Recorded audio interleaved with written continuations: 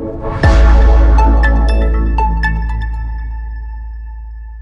what's up? Hello. How's everyone doing? Yes, awesome. All right, so I want to get started today by having a little bit of a real talk situation. Okay? Sound good? Capiche? Cool. How many of you have heard the term accessibility and maybe freaked out a little bit, been a little bit intimidated? Yeah, a lot of us. Cool, same. I share that feeling. We're going to change that today. So as Alec mentioned, I'm Andrea. I'm a senior product designer at TWG, and I'd love to share some of the process that we went through on a recent project and some learnings that are felt kind of throughout our entire studio that research really served to shape and transform the way we do things. So really, I know my talk had a pretty long title with a lot of big words, but what I really want to talk about today is why you should give a shit about accessibility. One of my, yes! I love the enthusiasm, even later in the day. So today we're going to talk about how to give a shit, why to give a shit, and what you can do to inject accessibility research into every research activity that you have with whatever amount of resources that you have to do it with. First of all, let's define accessibility. Accessibility is the design of products, services, devices, and environments for people with disabilities. And it's so closely aligned with the concept of usability, which is probably a term that is very, very intimately familiar for a lot of you, especially those that conduct usability testing and are really injecting usability, the ultimate experience, into your products, whether you're a designer, or product manager, or researcher. And usability now is kind of the bar. It's a necessary condition for survival on the web. If your product is difficult to use, people will piece the fuck out, honestly. People have a really high standard, a high bar these days. The same thing happens when a website or app product isn't accessible. Only people can't leave your application if they can't even set foot on the welcome mat in the first place. So that's why we're here talking about accessible research today. 15% of the world's population has some form of disability, whether that be motor skill impairments like dexterity or cognitive impairments like dyslexia. Visual and auditory impairments fall under that spectrum as well. And I know 15% isn't a huge percentile, but that's over 1 billion people in this world. So it is very significant when you think about it. Think about all of those billion people lined up on this slide above me. That's a lot of humans that we're missing out on when we're not testing for accessibility, or including it in some part of our process. So zooming in a little bit here, which is the community we're going to talk about today, the visually impaired community. That accounts for over 4% of the world's population, and 285 million people are estimated to be visually impaired, and that crosses a spectrum from low vision, which is the largest percentile here at 70%, partial vision, color blindness, and blindness. So this is what I have planned for us today. Coming right up. We got chapter 1 talking about usability and empathy and how we can bring both of those things together in our work. I really admire the conversation Vivian had with us this morning about injecting real empathy and not just making empathy bullshit. So I'd love to kind of like get on that train as well with Vivian and put on that same hat while we're talking about this particular topic as well.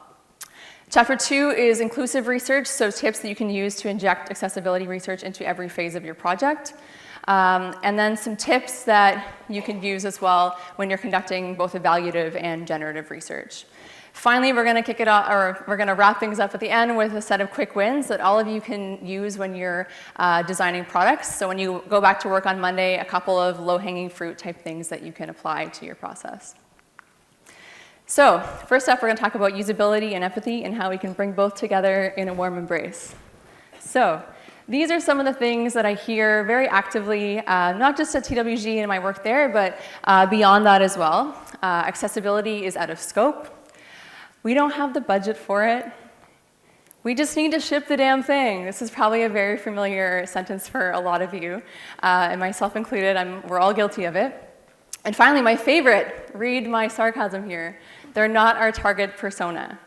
These people are always your target persona. They may not be your primary, secondary, tertiary, but they should be on your mind when you're designing products. And I'll give you a few strategies later in this presentation as to how we can keep them in our back pocket when we're conducting research.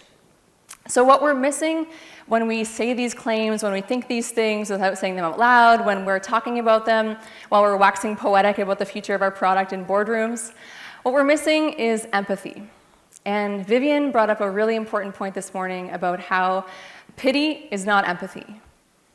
And I think that that really sat with me because in my research with this community, I came into this not having exposed myself to, I didn't know anyone who was blind or partially sighted. And I have to say, I kind of fell into that trap of pity over empathy. And I really hope that we can all get past that together. And part of the way we can do that is really testing our own products that we're building using voiceover and screen readers, and some of the other tips that I'll talk about later. So yeah, what we're missing here is empathy, and empathy is the very quality that we often pride ourselves in as UX researchers, designers, and product managers. So what we all have to remember when we're making products is that we're not just making products for a subset of people that we may or may not know in the world, that 4% visually impaired community and then the larger 1 billion people. We're making products for our future selves, for our 60 and 70-year-old selves who are tapping away at the computer with like one finger, maybe low vision. Actually, a lot of people that we spoke to in our research became blind or partially sighted later in life, whether it was a result of a health condition or an accident of some sort. And so it really truly could happen to everyone here in this room today. And I really hope it doesn't, but kind of operating under the basis that it could happen to all of us and really creating that empathy for these users through putting that hat on. And if this did happen to you, wouldn't you hope that the internet, the very thing that we all work on day in, day out, would still be accessible and available to you? Yeah, same. How many of you in the audience here wear glasses? Yeah, my Four Eyes friends. So if you wear glasses, you're dependent on technology of some form to see the world. You're dependent, although even glasses aren't really, you may not think about them as technology, but they truly are a form of technology in themselves. Now, how many of you know what Narnia is? Yeah, I promise I'm going somewhere with this. So for those of you that don't know what Narnia is, it's a world, a fictional fantasy world created by the author C.S. Lewis in his series, The Chronicles of Narnia. And the entry point to Narnia is through an old wardrobe. So now that you all know what Narnia is and how to access Narnia, let's all close our eyes.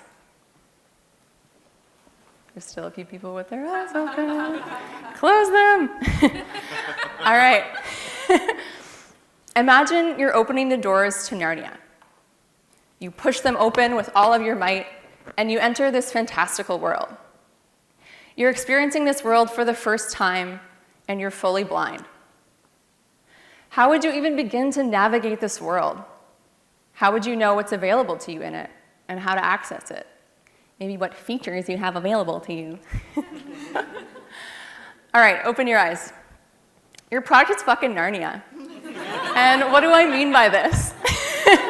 Without a focus on accessibility, people with visual impairments won't be able to use your product. They won't be able to experience the full wonder that is the fantasy world of Narnia.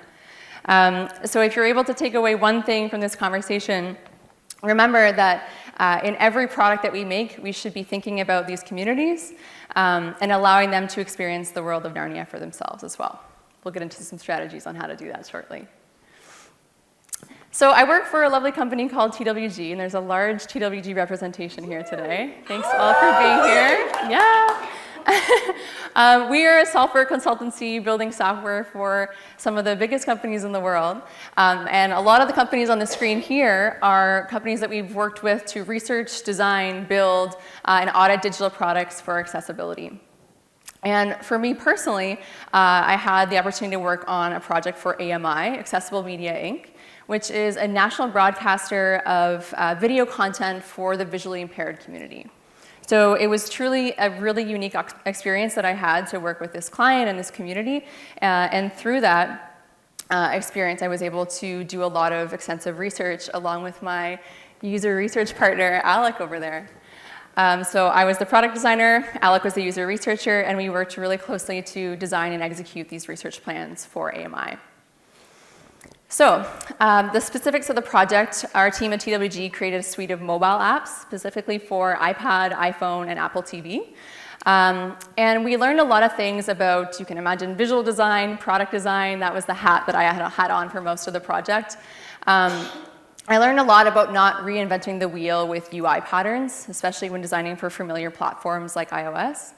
And the reason being is that a lot of visually impaired people gravitate towards these natural UI patterns. So if you imagine your average phone screen, large rectangle like this, if you were to close your eyes and think about where would the search feature be on that screen?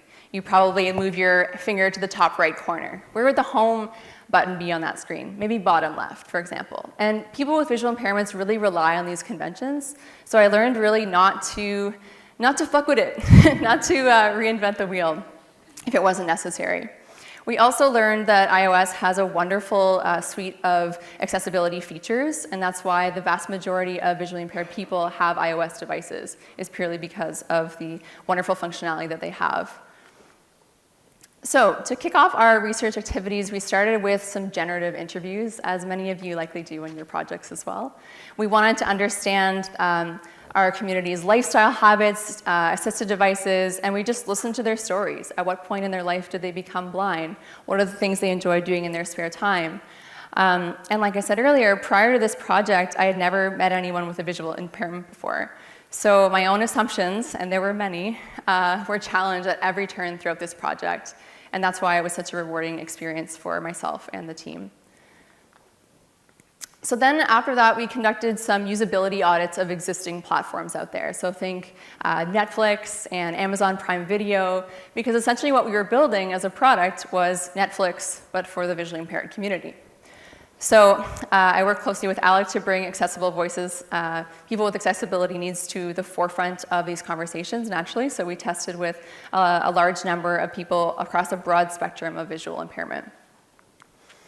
We met participants during these more generative interviews like Rosina. And Rosina is a really strong advocate for the visually impaired community. She was born with a condition called retinitis pigmentosa, which is a degenerative eye disease that she's had since birth.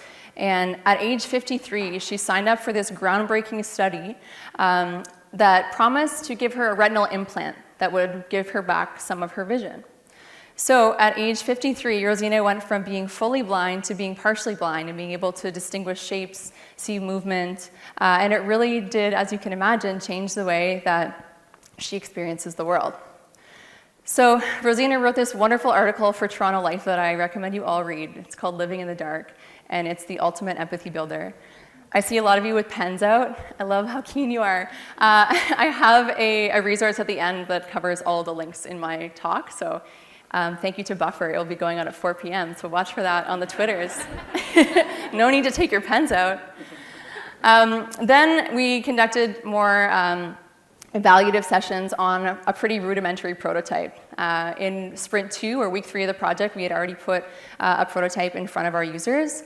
And we then continued to test every 2 weeks with about 5 users each time, so that we were able to iteratively learn from the mistakes we had made in the previous builds, especially because it related to a lot of nuanced things like accessibility commands and voiceover hints and that sort of thing. So there's a lot that you have to think about beyond the design of the interface and the build of the thing, but a lot about the experience for someone who is a voiceover screen reader user.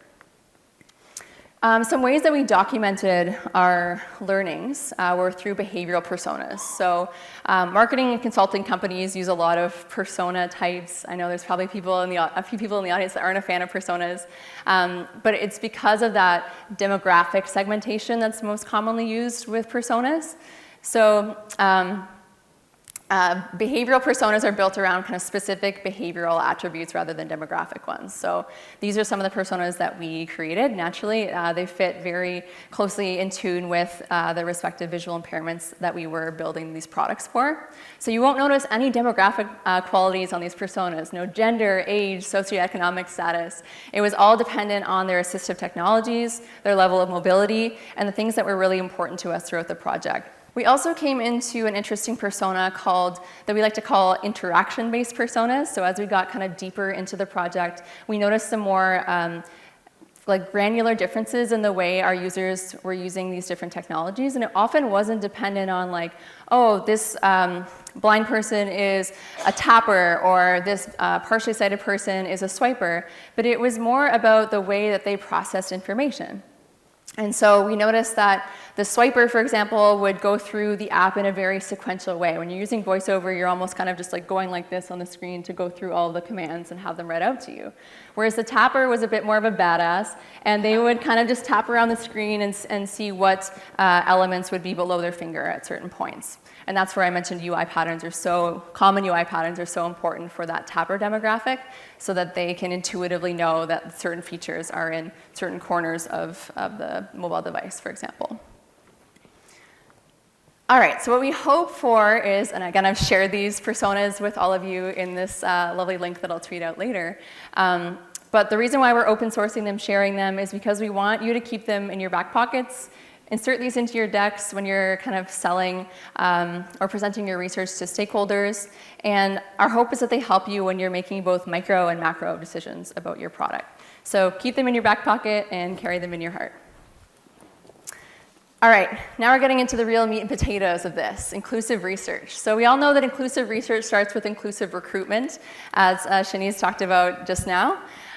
So how do you build a diverse and inclusive research panel? We'll start with these organizations. The CNIB is the main organization for the visually impaired community. They're the Canadian National Institute for the Blind, and they have a testing center here at Yonge and St. Clair that's really accessible to the community. The Canadian Hearing Society, if you're wanting to recruit participants that have auditory disabilities. The Learning Disabilities Association of Canada, for people that have different learning disabilities like autism. And then Communication Disabilities Access Canada is another great resource as well. And again, I'll tweet this out after. So these are all wonderful organizations that create standards for accessibility. And we found that when reaching out to them, all you really have to say is, hi, I'm so-and-so from this company, and I really want to make technology more accessible for your community. And that's a given that they're going to be interested in engaging their community around that goal. You can also create a custom screener survey example. So we recommend that you don't, or custom screener survey rather. We recommend that you don't use the same screener survey that you're using for the general population. So don't paint this community with a broad brush. This is a great example, and I have to note that one of the things I love about it is that it asks the users to describe their disability in their own words. So when you're creating a screener survey, don't go making like a multiple choice checkbox for like, are you blind, partially blind, colorblind, etc. Let them really talk through that in their own words, because you'll get a lot of interesting insight into the different assistive devices that they use and that sort of thing. There's a great example from UI Access that's part of this Twitter link situation I have going on later, but I highly recommend using that. So some tips. When I was thinking about what specific tips to share with you today, because there were many, I looked kind of objectively at this study from Nielsen Norman way back in 2017 that asked designers and researchers to like what activities they do most often in their research practices. So what we found was that requirements gathering, field studies, interviews on the more generative side were the most popular activities. And then on the more evaluative side of things, in-person usability studies, remote usability studies, and accessibility audits were really popular activities. So on the generative research side, like I said before, create a custom screener survey for this demographic. It's really important that they're not painted with the same brush. Conduct interviews on the phone for less mobile participants. So I know it's really tempting to want to get everyone in your studio or go to a community organization where you can sit down side by side, but for these early interviews, it's really important just to learn about this community, and you can often do that over the phone. And if you think about it, they're in their homes, a place where they're really comfortable. When people are comfortable, they're more likely to give you really great insights. And so, yeah, don't be afraid to even just do half-hour chats if you're really stretched for time. But ask them in those conversations about lifestyle, mobility, assisted devices, and hobbies. Really just have conversations with them, get to know them. They are like truly very interesting and inspirational people, and many of them that we interviewed played like blind hockey and blind curling, and be prepared for the conversations to last as little as half an hour and as long as an hour and a half. obviously depending on the time that you have available as well. And offer generous incentives. So many participants that have disabilities they have trouble finding work. Some of them are funded have government subsidies in different ways. So where you would normally kind of spend maybe $50 on your incentive, do like 75 to 100 for this community because it really does go a very long way for them. On the evaluative research side of things, these ones are best done in person. The reason being is so that you can test kind of micro interactions and observe the use of accessibility features. Don't be afraid if you're sitting side by side with someone and all of a sudden VoiceOver is on and you're like, how did VoiceOver get on?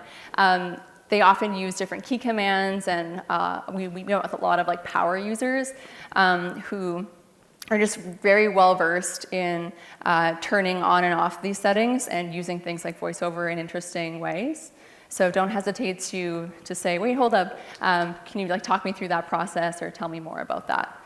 In many cases, they were proud to tell us how much of a badass power user they were. This is a bit more administrative, but allow ample time for transportation drop-off and pickup.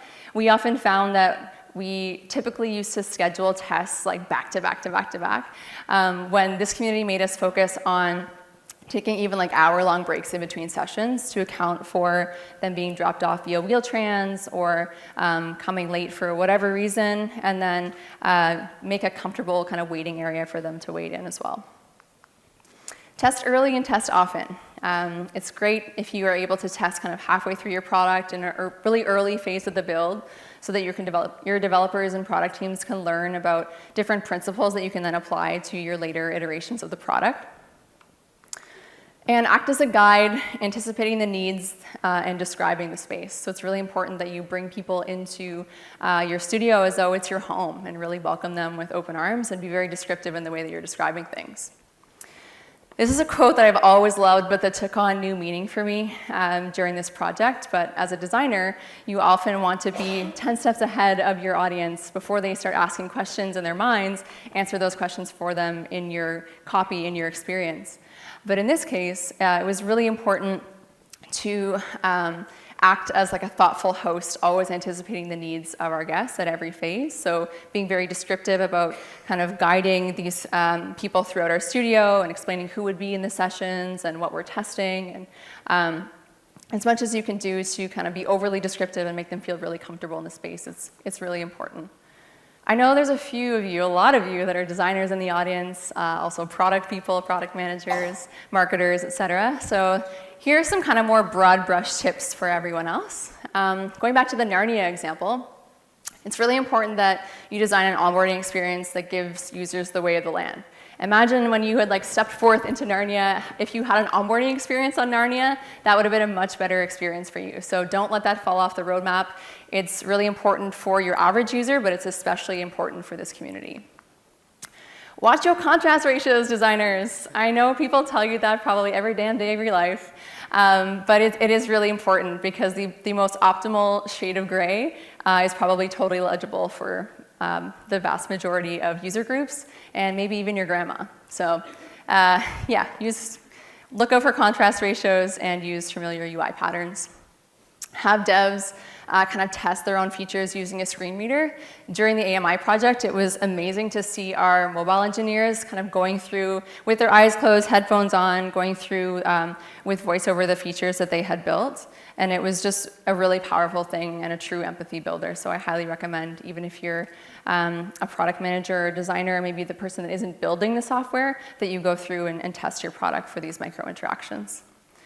And similarly, incorporate screen readers into your quality assurance process. I truly believe that all QA testers should have a knowledge of how to operate VoiceOver, because it's really important that we test these things before we put them in the hands of users. So finally, a couple of really quick wins that we can do in going back to Monday, going back to work on Monday, rather. This is a great example from Zello. They're a Toronto-based product company that basically builds software for students. Think back to when you're in elementary and high school and you're doing like career assessments. That's essentially what Zello does. So it's important that they have a high standard of accessibility.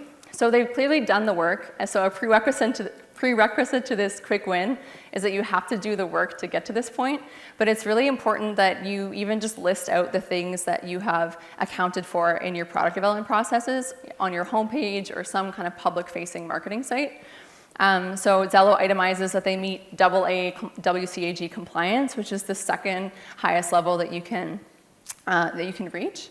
That they've kept font sizes, contrast ratios, keyboard navigation, closed captioning for the hearing impaired, and screen readers in mind, that they've appropriately kind of tested and augmented their product for these disabilities and these technologies. And then similarly on AMI, we did something very similar where we just specifically listed out the features that we had included in our app for these communities. Originally, we had this long, very friction-heavy onboarding flow in which we would go through into Apple's accessibility settings and then change the setting from there and go back to the app. And we just took all of that out when we realized that most of them already had these settings on their phone or within close reach. And also, just knowing that they were there was enough for a lot of them. And when we got to this point in the onboarding flow, which was like 2 screens in, we had a lot of people shedding tears over the mere fact that we had just said, hey, these are the ways that we've optimized this product for you. A big thing that I took away from this project is that for sighted people, technology makes life better, right? We can go on all the social medias, look at all the dank memes. But for the visually impaired, it makes life possible. It's a lifeline to family, friends, what's going on in the world, and it's that much more important for this community that our products be accessible and that we be considering these audiences in our product development processes. So I hope this is something that you take away with you today, put it in your back pocket, keep it in your heart, and go forth and make Narnia the most inspirational, beautiful, and accessible place for all. Thank you so much.